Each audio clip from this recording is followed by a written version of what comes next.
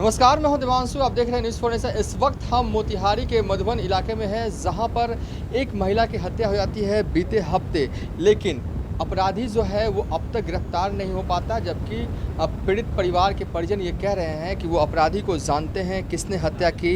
अपराधी जो है वो दिन भर घूम रहा है, लेकिन पुलिस जो है वो जानबूझकर उस अपराधी को पकड़ नहीं रही है। इस वक्त हमारे साथ बात करने के लिए पीड़ित परिवार के परिजन भी मौजूद होंगे और पटना से आए हैं पीड़िता की एक तरह से कह सकते हैं कि मदद करने के लिए जनतांत्रिक विकास पार्टी के राष्ट्रीय अध्यक्ष अनिल कुमार जी। सबसे पहले हम इनसे बात करेंगे, क्या हो रहा है ये बिहार में?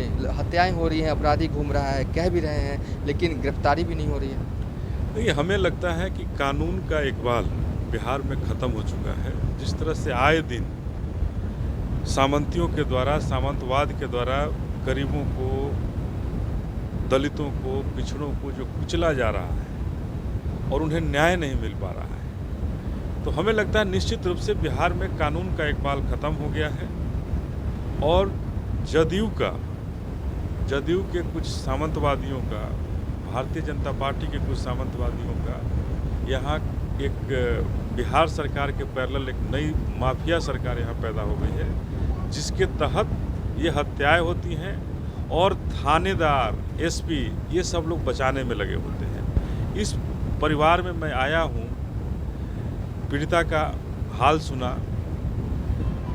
2015 में भी यहाँ हत्या हुई है। उसी व्यक्ति ने यहाँ 2015 में भी हत्या किया। उनके पिता भी यहाँ हैं। अभी 1 महीना पहले भी उसने 2 हत्याएं की, लेकिन उसकी गिरफ्तारी आज तक नहीं हो पाना कि ऐसा क्या है उस व्यक्ति के अंदर में कि उस व्यक्ति की गिरफ्तारी नहीं हो पा रही है। थानेदार उसको सलाम करता है।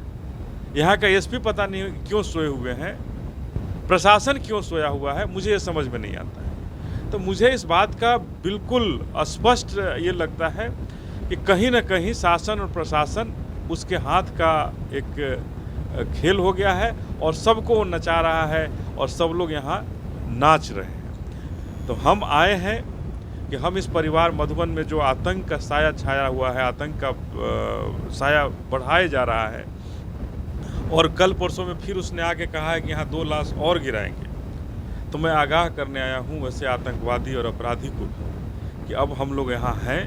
किसी का लाश तो गिराना दूर, 2 लाठी देने की बात भी तुम मत सोचना।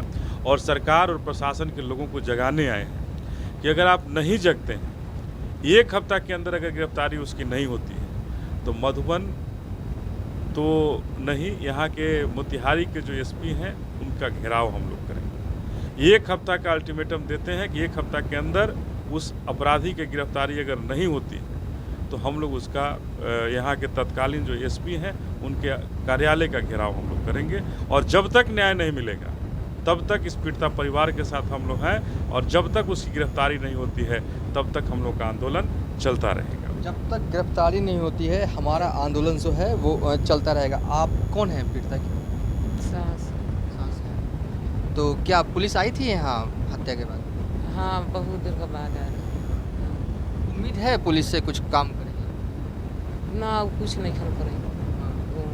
खाली अवई बड़ा ना धमकी दे के चल देना। 2 दिन आला ही रह हत्या के बाद भी? हाँ, बस।